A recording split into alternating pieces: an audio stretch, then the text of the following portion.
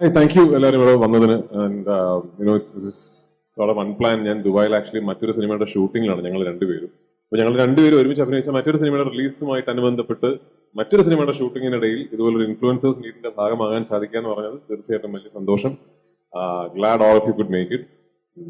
I Nobody എന്ന് പറയുന്ന സിനിമയുടെ ഇൻഫാക്ട് ഞാൻ ആക്ച്വലി ആ സിനിമയെക്കുറിച്ച് സംസാരിക്കുന്നതിന് മുമ്പ് നിസാം ബഷീർ എന്ന സംവിധായകനെ കുറിച്ചാണ് സംസാരിക്കുന്നത്. നിസാമിന്റെ ആദ്യത്തെ സിനിമയായ കെട്ടിയോളാണ് എന്റെ മാലാഖ എന്ന് പറയുന്ന സിനിമയിൽ അത് എന്റെ സുഹൃത്ത് ലിസ്റ്റൻ സ്റ്റീഫൻ നിർമ്മിച്ച് ആസിഫ് അഭിനയിച്ച സിനിമയാണ്. പക്ഷെ ആ സിനിമയിൽ I was involve in a few ways. അപ്പൊ അതുകൊണ്ട് തന്നെ ആ സിനിമ സൃഷ്ടിക്കപ്പെടുന്ന കാലഘട്ടത്തിൽ അതുമായിട്ട് അടുത്ത് നിൽക്കാൻ സാധിച്ചതുകൊണ്ട് മലയാള സിനിമയ്ക്ക് വളരെ ഒറിജിനൽ ആയിട്ടുള്ള, വളരെ ടാലന്റഡ് ആയിട്ടുള്ള, ഭയങ്കര really out of the way ആയിട്ടുള്ള ക്രാഫ്റ്റ് ഉള്ള ഒരു സംവിധായകൻ വരുന്നുണ്ട് എന്നുള്ളത് അന്ന് എനിക്ക് തോന്നി. ആൻഡ് ഇൻഫാക്ട് കെട്ടിയോളാണ് എന്റെ മാലാഖ എന്ന സിനിമയ്ക്ക് ശേഷം നിസാം അടുത്തത് എന്നെ കാണാൻ വരുന്നത് നിസാമിന് ഒരു സിനിമ നിർമ്മിക്കാനാണ്. നിസാമിന്റെ തന്നെ ഒരു കൂടെയുള്ള ഒരു സംവിധാന സഹായി സംവിധാനം ചെയ്തു നിസാമിന്റെ ഒരു ഡെബ്യൂ പ്രൊഡക്ഷന് വേണ്ടിയിട്ടാണ് ആദ്യം എന്നെ കാണാൻ വരുന്നത്. അപ്പൊ ആ സിനിമയുടെ ചർച്ചകൾക്കിടയിലും എനിക്ക് തോന്നി ഇയാളൊരു വളരെ നല്ല ഫിൽം മേക്കർ ആണല്ലോ എന്ന് എനിക്ക് അന്നും തോന്നിയിരുന്നു. പിന്നീട് കുറച്ച് വർഷങ്ങൾക്ക് ശേഷം ഗുരുവായൂർ അമ്പലനടയിൽ എന്ന സിനിമയുടെ ഷൂട്ട് നടന്നുകൊണ്ടിരിക്കുമ്പോഴാണ് ഇങ്ങനൊരു കഥ എൻ്റെ അടുത്ത് പറയാൻ നിസാമും അതുപോലെ തന്നെ ട്രൂലി ഒറിജിനൽ ആയിട്ട് ചിന്തിക്കുന്ന ഒരു റൈറ്റർ സമീറും രണ്ടുപേരും കൂടി എന്നെ കാണാൻ വന്നതാണ്. അപ്പൊ എനിക്ക് ഈ സിനിമയുടെ കഥ ഞാൻ ആദ്യം കേട്ട് കഴിഞ്ഞപ്പോൾ ഞാൻ പറഞ്ഞു ഇത് ആക്ച്വലി ഞാൻ പ്രൊഡ്യൂസ് ചെയ്യാം. ഞാനിത് പ്രൊഡ്യൂസ് ചെയ്യാൻ ഓഫർ ചെയ്യുന്നത് എന്താണെന്ന് വെച്ചാൽ എനിക്ക് ഈ സിനിമ ഭയങ്കരമായിട്ട് പ്രൊട്ടക്ട് ചെയ്യണമെന്ന് ആഗ്രഹമുണ്ട്. നിസാമിനോട് this word I used because I was so excited about it as an actor that I wanted to make sure ഇത് വളരെ പ്രൊട്ടക്റ്റഡ് ആയിട്ട് വേണ്ട രീതിയിൽ വേണ്ടതുപോലെ ചെയ്ത് റിലീസ് ചെയ്യേണ്ട ഒരു സിനിമയാണ് എന്നുള്ളത്. സോ ഇന്നും ഞാൻ പണ്ട് ഗുരുവായൂരമ്പല നടയിലെ സക്സസ് മീറ്റിന് ഐ നോബഡി എന്ന സിനിമയെ കുറിച്ച് പറഞ്ഞു തന്നെയാണ് ഇന്നും എനിക്ക് പറയാനുള്ളത്.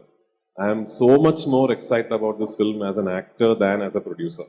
അപ്പോ അതിൽ I am thankful that Sameer wrote Rajeevan and I am thankful that Nisam saw Rajeevan in me.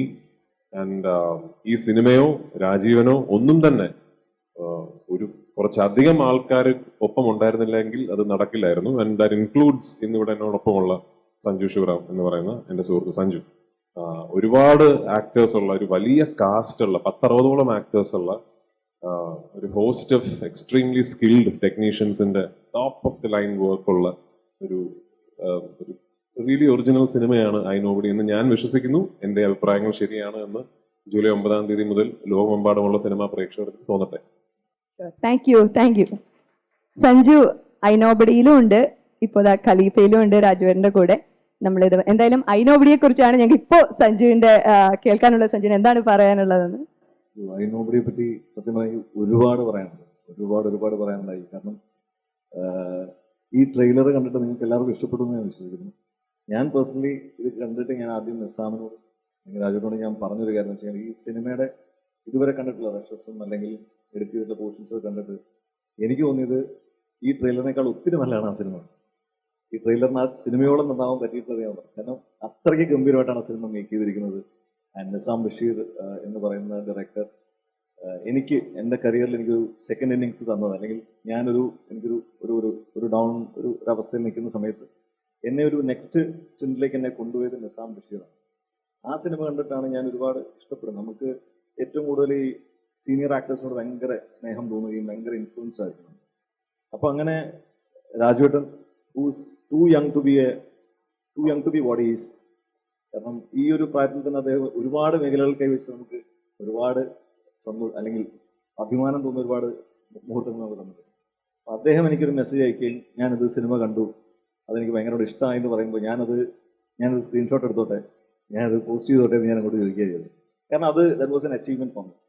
അതെനിക്ക് കിട്ടുന്ന ഒരു റെക്കഗ്നീഷൻ ആയിരുന്നു. അത് ഞാൻ എത്രയോ വർഷം മുമ്പ് ആഗ്രഹിച്ചാണ്. And I have been manifesting this for maybe ഞാൻ സിനിമയിൽ വന്ന ശേഷം ടോവിയാണ് എന്നോട് രാജുവേട്ടനവരോട് ഒരുപാട് സംസാരിക്കുകയൊക്കെ ചെയ്തിട്ടുള്ളത്. ഞങ്ങൾ മൺസൂൺ മാംഗോസ് എന്ന സിനിമയും. അപ്പൊ അന്ന് മുതൽ ഞാൻ ആഗ്രഹിച്ച ഒരു കാര്യമാണ് സംഭവിക്കുന്നതും. ഞാൻ 2026 എന്ന് പറയുന്ന വർഷം തുടക്കം മുതൽ ഐ ഹാവ് ബീൻ വിത്ത്. അതും നമ്മൾ പ്ലാൻ ചെയ്തതോ ആലോചിച്ചതോ കാര്യങ്ങളൊന്നുമല്ല. അത് നമ്മൾ സ്കൂൾ ഡേയ്സ് മുതൽ ഞാൻ കണ്ട ആദ്യം ഒരു സ്റ്റോപ്പ് വയലൻസിന്റെ പോസ്റ്റർ ഞാനത് എപ്പോഴും പറയുന്നതാണ്. തൃശ്ശൂർ വടക്കേ സ്റ്റാൻഡിൽ അവിടെ ഒരു വലിയൊരു ഫ്ലെക്സ് ഉണ്ടായിരുന്നു. അന്ന് അങ്ങനെ അത്രയും വലുത് ലാലേട്ടൻ്റെ അല്ലാതെ അങ്ങനത്തെ ഫ്ലെക്സ് ഒന്നും ആർക്കും വരാറില്ല. അന്ന് അവിടെ കണ്ട് ഞാനും എൻ്റെ സുഹൃത്തും കൂടി നോക്കി നിന്ന് ഞങ്ങൾ പറഞ്ഞ ഒരു വാചകമുണ്ട്. അതായത് നമ്മൾ രാജാവിന്റെ മകനിലൊക്കെ ലാലേട്ടനെ കാണുന്ന ആൾക്കാർ എന്ന് പറയുന്ന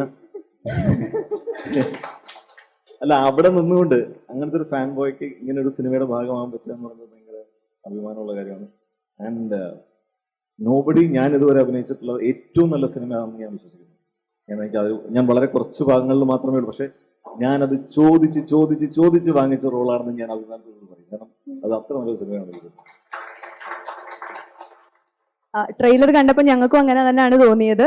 ഒരുപാട് പ്രതീക്ഷയോടെയാണ് ഞങ്ങളും. അതുമാത്രമല്ല, after a long time Parvathy Thiruvothu and രാജുവേട്ടൻ ടുഗെദർ ഞങ്ങൾ വെയിറ്റ് ചെയ്തിരിക്കുകയാണ് ജൂലൈ 9th രാജുവേട്ട, ഇവിടെ ഉള്ളത് നമ്മുടെ UAE ഇൻഫ്ലുവൻസേഴ്സ് ആണ്. നമ്മുടെ ഓരോ മൂവി റിലീസിലും നമ്മുടെ ഇൻഫ്ലുവൻസേഴ്സിന് ഒരു വലിയ പ്രാധാന്യം തന്നെയുണ്ട്. അതായത് വീക്കെൻഡ് ആകുമ്പോൾ എല്ലാവരും മൂവീസ് കാണും, റിവ്യൂസ് ഇടും.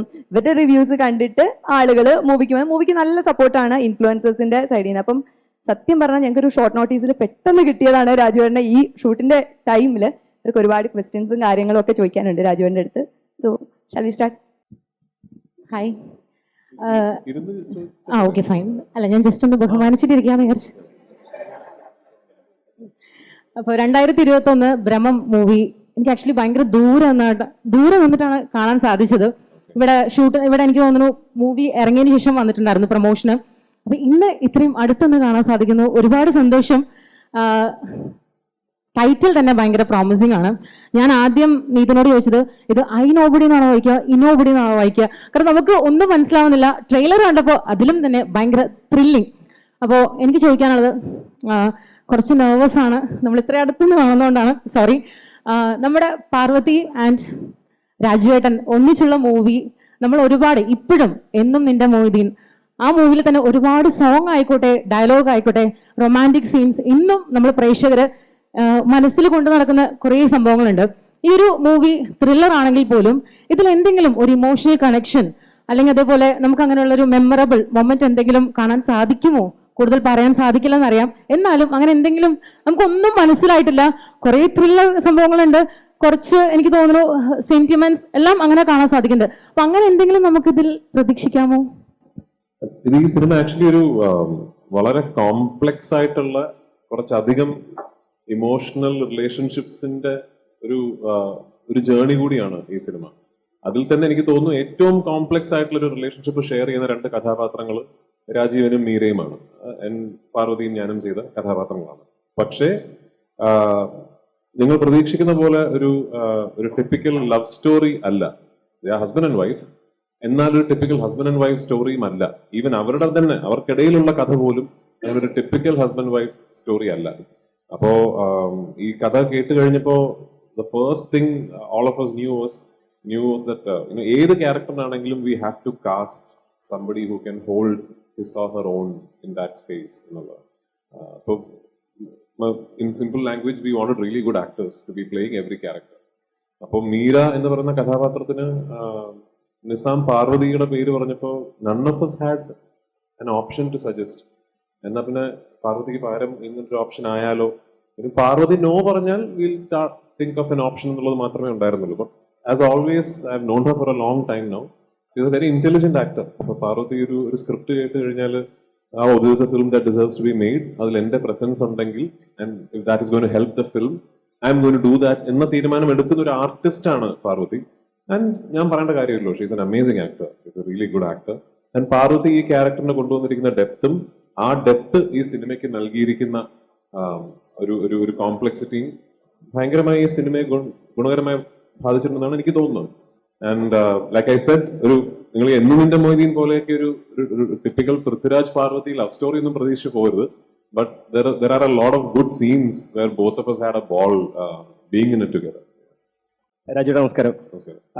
എനിക്ക് ചോദിക്കാനുള്ളത്, നിസാം ബഷീറിന്റെ ഫസ്റ്റ് മൂവിയായി കെട്ടിയോള എന്ന മലാഹ ശരിക്കും ഭയങ്കര റോ ഇമോഷൻസ് നമുക്ക് സ്ക്രീനിൽ കാണിച്ചായിരുന്നു. സെക്കൻഡ് മൂവി നോക്കുകയാണെങ്കിൽ തിയേറ്ററിൽ ഇത്ര നല്ലൊരു എക്സ്പീരിയൻസ് വന്നൊരു സിനിമ ആ അടുത്ത് തന്നെ ഭയങ്കര എക്സ്പീരിയൻസ് ആയിരുന്നു, തിയേറ്റർ എക്സ്പീരിയൻസ് റോഷാക്ക്.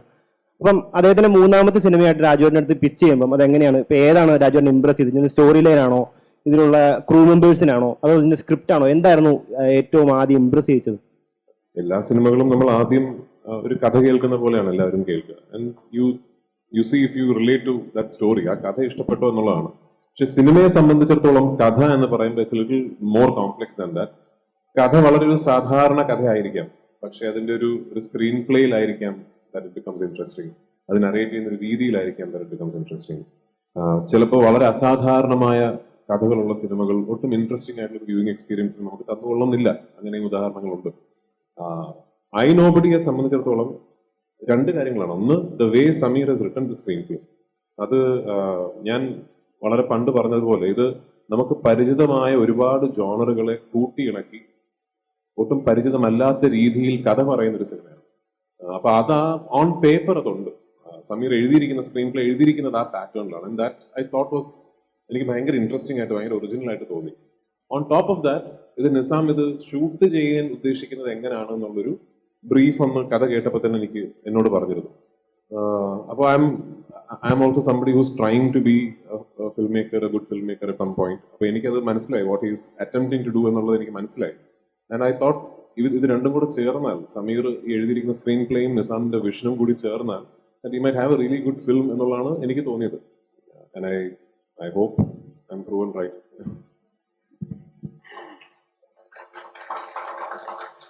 ഓക്കെ, രാജുവേട്ടൻ എന്ന് പറയുമ്പോൾ ഞങ്ങളുടെയൊക്കെ മനസ്സിൽ ഭയങ്കര വലിയൊരു സ്റ്റാറാണ്. അപ്പോൾ ആക്ടിംഗ് ലെവൽ ആയിക്കോട്ടെ, ഡയറക്ഷൻ ലെവൽ ആയിക്കോട്ടെ, പാൻ ഇന്ത്യൻ ലെവലിൽ അറിയപ്പെടുന്ന ഒരു സ്റ്റാർ ഞങ്ങളുടെ മുന്നിൽ നിന്ന് ഐ നോബഡി എന്നൊക്കെ പറയുമ്പോൾ നമുക്കങ്ങ് പറ്റുള്ള ഒരു ഡിഫറെന്റ് ആയിട്ടുള്ള ഒരു പേരാണല്ലോ. അപ്പോൾ ആ പേരിനോടുള്ള രാജുവേട്ടൻ്റെ റിയാക്ഷൻ എങ്ങനെയായിരുന്നു? ഈ സിനിമയുടെ കഥ അറിയാവുന്ന ഒരാൾ എന്നുള്ള നിലയ്ക്ക് I thought this is the best title. You know, of course ഒരു ഇമാജിനേറ്റീവ് ആയിട്ടുള്ള അല്ലെങ്കിൽ പെട്ടെന്ന് ഒരു അറ്റൻഷൻ ഗ്രാബിംഗ് ആയിട്ടുള്ള ഒരു ടൈറ്റിൽ വേണം എന്നുള്ളൊരു ആഗ്രഹം എല്ലാ ഫിൽം മേക്കേഴ്സിനും ഉണ്ടാവുമല്ലോ. ആ ചിന്തയുടെ ഭാഗമായിട്ട് തന്നെയാണ് ഈ ടൈറ്റിലേക്ക് ലാൻഡ് ആകുന്നത്. പക്ഷെ now that I know the film, I seen the film, there is no better title for this film. And ഇത് നമ്മൾ ചില പ്രഖ്യാപനങ്ങളൊക്കെ നടത്തുമല്ലോ, ഐ സോ ആൻഡ് സോ, അങ്ങനെ അതിന്റെ ഒരു ക്യാച്ച് പ്രൈസ് പോലെയാണ് ഐ നോബഡി. അതായത് നമ്മള് this is somebody just telling the world around him that I nobody as of today have decided that I am going to take my life into my own hands. അതുകൊണ്ടാണ് ഈ സിനിമയുടെ ഒരു crux എന്ന് പറയുന്നത്. അപ്പൊ and it is so apt. കാരണം ഈ നമുക്ക് ചുറ്റും നമ്മൾ ഈ സിനിമ കണ്ടു കഴിയുമ്പോൾ നമുക്ക് മനസ്സിലാവും നമുക്ക് ചുറ്റും ഒരുപാട് രാജീവന്മാരുണ്ടാവും. നമുക്ക് ചിലപ്പോൾ we might not know that നമ്മുടെ തൊട്ടടുത്ത ഫ്ലാറ്റിൽ അല്ലെങ്കിൽ റോഡിനപ്പുറത്തുള്ള വീട്ടിൽ ഒരു രാജീവൻ ഉണ്ട് എന്നുള്ളത് നമുക്ക് അറിയില്ലായിരിക്കാം. അത് അയാളുടെ ലൈഫിൽ ഒരു സംഭവം ഉണ്ടാവുകയും അത് നമ്മൾ അറിയുകയും നമുക്ക് ആ അറിവോടുകൂടി അയാളെ കാണുമ്പോഴാണ് നമ്മൾ ഇയാൾ ഇങ്ങനെയൊക്കെ ആയിരുന്നോ എന്ന് നമുക്ക് തോന്നുക. അപ്പൊ അങ്ങനെ ഒരു basically what it means is it could be any one of you could be the nobody in this film, and any nobody at any given day could become a somebody. Thank you. ഒരേ ജോണറിലുള്ള കുറെ സിനിമകൾ താങ്കൾ ചെയ്തു. ഇല്ല, ഒരേ ജോണറിലുള്ള കുറച്ച് സിനിമകൾ, അത് അതിന് മുന്നേ നമ്മൾ മൊയ്തീനും അതുപോലെ നന്ദനം, എൻ്റെ ഏറ്റവും ഫേവറേറ്റ് മൂവിയാണ് നന്ദനം. ഇന്നും ഞാൻ പഴയ സിനിമകൾ, മൂന്നാംപിറ, യാത്ര, കിരീടം, ഈ സിനിമകളൊക്കെ കണ്ടിട്ട് നമ്മൾ വീട്ടിൽ പോയാലും അത് ഹോണ്ട് ചെയ്യും. അങ്ങനെ എൻ്റെ നാട് ഗുരുവായൂരാണ്. അപ്പോൾ ആ സ്ഥലത്ത് അതായതായിരിക്കും ചിലപ്പോൾ ആ സിനിമ കണ്ടത് അന്ന് മുതൽ ഇതുപോലെ ഹോണ്ട് ചെയ്യുന്ന സിനിമകൾ വളരെ അപൂർവമാണ് വരുന്നത്. ഇപ്പോൾ പല സമയങ്ങളിലും താങ്കളുടെ നല്ല സിനിമകളും ഒക്കെ പല ജോണറിലാണെങ്കിലും ഈ പറഞ്ഞ പോലെ റൊമാൻറ്റിക് പിന്നെ വന്നിട്ടില്ല. ഇത് ഈ സിനിമക്കകത്ത് ഐ നോബഡി എന്നുള്ള സിനിമയുടെ പ്രത്യേകത എന്താണ്? ഈ സിനിമകളിൽ നിന്നൊക്കെ വ്യത്യസ്തമായി താങ്കൾ എന്താണ് ഇതിലെ ഒരു സ്പെഷ്യാലിറ്റി ഞങ്ങളോട് പറയാനുള്ളത്? ഒരു സ്പെഷ്യാലിറ്റി ഇല്ല. ആക്ച്വലി ഒരു തിരക്കഥാകൃത്ത് പറയാൻ തീരുമാനിച്ചൊരു കഥ അയാൾ രൂപം നൽകിയ ഒരു തിരക്കഥയിൽ ഒരു കഴിവുറ്റ സംവിധായകൻ അയാളുടെ വിഷനിലൂടെ ആ തിരക്കഥ ഒരു സിനിമയാക്കി മാറ്റി എന്നുള്ളതിനപ്പുറത്തേക്ക് ഒരു സ്പെഷ്യാലിറ്റിയും അവകാശപ്പെടാനില്ല ഈ സിനിമയ്ക്ക്. ആൻഡ് ഒരു സിനിമ ഹോണ്ടിങ് ആവാന്നൊക്കെ പറയുന്നത് വളരെ പേഴ്സണലാണ്. അപ്പോൾ എനിക്ക് ഭയങ്കരമായിട്ട് എന്നെ ഹോണ്ട് ചെയ്യുന്നൊരു സിനിമ ചിലപ്പോൾ നിങ്ങൾക്ക് ഒന്ന് കണ്ടു തീർക്കാൻ പോലും പറ്റാത്തൊരു സിനിമയായിരിക്കാം. നിങ്ങൾക്ക് ഭയങ്കര ഹോണ്ടിങ് ആയിട്ട് തോന്നുന്നൊരു സിനിമ ഒരിക്കൽ കണ്ടു കഴിഞ്ഞാൽ എനിക്ക് മറന്നു പോകുന്നൊരു സിനിമയായിരിക്കാം. അപ്പൊ അങ്ങനെ കുറച്ചു പേർക്കെങ്കിലും കണ്ടു കഴിഞ്ഞിട്ട് മറക്കാൻ പറ്റാത്തൊരു സിനിമയാകട്ടെ ഐ നോബഡി എന്ന പ്രാർത്ഥനയിലാണ് ഞങ്ങൾ എല്ലാവരും. അതിനപ്പുറത്തേക്ക് there is nothing that this film claims to be. Thank you. രാജേട്ടാ നമസ്കാരം. നമസ്കാരം. എനിക്ക് സംസാരിക്കാൻ പറ്റുന്നില്ല ടെൻഷൻ അടിച്ചിട്ട്. കാരണം ഞാൻ പല ഇൻഫ്ലുവൻസേഴ്സ് മീറ്റിംഗിനും വന്നിട്ടുണ്ട്. ഓക്കെ. ഞാൻ ആദ്യമായിട്ടാണ് ഒരു ക്വസ്റ്റ്യൻ ചോദിക്കാൻ വേണ്ടി മൈക്ക് കയ്യിൽ പിടിക്കുന്നത്. ശരി. അപ്പോൾ സത്യമായിട്ട് എനിക്ക് വിറക്കുകയാണ്. പിന്നെ ഞാൻ ചോദിക്കാൻ വന്നതെന്ന് വെച്ചാൽ, ഞാൻ രാജേട്ടൻ്റെ വലിയൊരു ആരാധകനാണ്. രാജേട്ടൻ്റെ അഭിനയം കണ്ട് മാത്രമല്ല, രാജേട്ടൻ്റെ ഈ ബോഡി ട്രാൻസ്ഫോർമേഷൻ കണ്ടിട്ട് ഞാൻ ഒരു ഫിറ്റ്നസ് ട്രെയിനർ കൂടിയാണ്. ഓക്കെ. അപ്പോൾ രാജേട്ടൻ്റെ ഹീറോ സിനിമ മുതൽ ആടുജീവിതം വരെയുള്ള രാജേട്ടൻ്റെ ഡെഡിക്കേഷൻ, അതിൽ first of all thank you so much. പിന്നെ എൻ്റെ ചോദ്യം സിമ്പിളാണ്. നമ്മളിപ്പോൾ ഒരു സിനിമേൻ്റെ അടിത്തറ എന്ന് പറയുന്നത് തിരക്കഥയാണ്. അപ്പോൾ തിരക്കഥ എന്ന് പറയുന്നത് തിരക്കഥാകൃത്തിൻ്റെ ഉള്ളിൽ നിന്ന് വരുന്നതുകൊണ്ട്, അതുപോലെ തന്നെ കേരളത്തിലോ മറ്റ് സംസ്ഥാനങ്ങളിലോ വെച്ചുണ്ടായ ഇൻസിഡന്റ് വെച്ചുണ്ടാകുന്ന തിരക്കഥയുണ്ട്. ഇതിലെന്തെങ്കിലും അതുമായി ബന്ധപ്പെട്ട് കേരളത്തിലോ മറ്റു സംസ്ഥാനങ്ങളിലോ ബന്ധപ്പെട്ട ആ രീതിയിൽ എന്തെങ്കിലും ഒരു ഒരുപാട് റിയൽ ലൈഫ് നമ്മൾ കേൾക്കുകയും വായിക്കുകയും അറിയുകയും ചെയ്തിട്ടുള്ള ഒരുപാട് ഇൻസിഡൻസിന്റെ ഇൻസ്പിറേഷൻ ഉണ്ട് ഇതിലെ പല സീനുകൾക്കും. നിങ്ങൾക്കത് കാണുമ്പോൾ മനസ്സിലാവും. ഈ സിനിമയുടെ ഏറ്റവും വലിയ ക്വാളിറ്റി എന്ന് ഞാൻ വിശ്വസിക്കുന്നത് തന്നെ നമ്മൾ ഇന്ന് ജീവിക്കുന്ന ഒരു ലോകത്ത് എക്സിസ്റ്റ് ചെയ്യുന്ന ഒരു സിനിമയാണ് എന്നുള്ള തോന്നൽ ഇതിന് തുടക്കം മുതൽ അവസാനം വരെ ഉണ്ട് എന്നാണ് എനിക്ക് തോന്നിയിട്ടുള്ളത്. And this film is very much about that ഇന്നിപ്പോ നമ്മുടെ ലൈഫ് എന്ന് പറയുന്നത് is not fully controlled by us. നമ്മുടെ ജീവിതത്തിന്റെ നെറേറ്റീവ് കൺട്രോൾ ചെയ്യാൻ ശക്തിയുള്ള ഒരുപാട് കാര്യങ്ങൾ നമുക്ക് ചുറ്റുമുണ്ട്. സോഷ്യൽ മീഡിയ ആകാം, നിങ്ങൾ ഇൻഫ്ലുവൻസേഴ്സ് ആകാം, സോ അതിനെക്കുറിച്ചൊക്കെ ഭയങ്കര ഒരു സട്ടിൽ കമന്ററി നടത്തുന്ന ഒരു സിനിമ കൂടിയാണെന്ന് എനിക്ക് തോന്നിയിട്ടുണ്ട്. അപ്പൊ അങ്ങനെ ഒരുപാട് നമുക്ക് അറിയുന്നതും നമ്മൾ വായിച്ചിട്ടുള്ളതും നമ്മൾ കേട്ടിട്ടുള്ളതുമായിട്ടുള്ള ഒരുപാട് റിയൽ ലൈഫ് ഇൻസിഡൻസിന്റെ ഇൻസ്പിറേഷൻസ് ഇതിന്റെ ഒരുപാട് സീനുകളുടെ പിന്നിലുണ്ട്. അതാണ് നല്ല സിനിമ എന്ന് ഞാൻ വിശ്വസിക്കുന്നത്. എപ്പോഴും സിനിമ അല്ലെങ്കിൽ ആർട്ട് ഇൻ ഇറ്റ്സെൽഫ് എപ്പോഴും വർത്തമാനകാല സമൂഹത്തിന്റെ ഒരു റിഫ്ലക്ഷൻ ആണെന്നാണ് എനിക്ക് തോന്നിയിട്ടുള്ളത്. തെറ്റിദ്ധാരണ ആക്ച്വലി എല്ലാവരും പറഞ്ഞു പരത്തുന്ന ഒരു തെറ്റിദ്ധാരണ സിനിമയിൽ നിന്നാണ് സമൂഹം ഷേപ്പ് ചെയ്യപ്പെടുന്നത് എന്നുള്ളതാണ്. ഇൻസിഡൻസ് ഉണ്ടാകാം, സിനിമയിൽ നിന്നും സമൂഹത്തിന് ഇൻസ്പിറേഷനായി മാറുന്ന സംഭവങ്ങൾ ഉണ്ടാകാം. പക്ഷെ ഇൻ ജനറൽ നേരെ തിരിച്ചാണ്. സൊസൈറ്റിയാണ് സിനിമയും ആർട്ടിനെയും ഷേപ്പ് ചെയ്യുന്നത്. സൊസൈറ്റിയിൽ നിന്നാണ് സിനിമ ഉണ്ടാകുന്നത്, ആർട്ട് ഉണ്ടാകുന്നത്. അപ്പൊ അങ്ങനെ ഇന്നത്തെ സൊസൈറ്റിയിൽ നിന്നും ഉണ്ടായിട്ടുള്ള ഒരു സിനിമ തന്നെയാണ് ഐ നോബഡി എന്ന് ഞാൻ വിശ്വസിക്കുന്നു.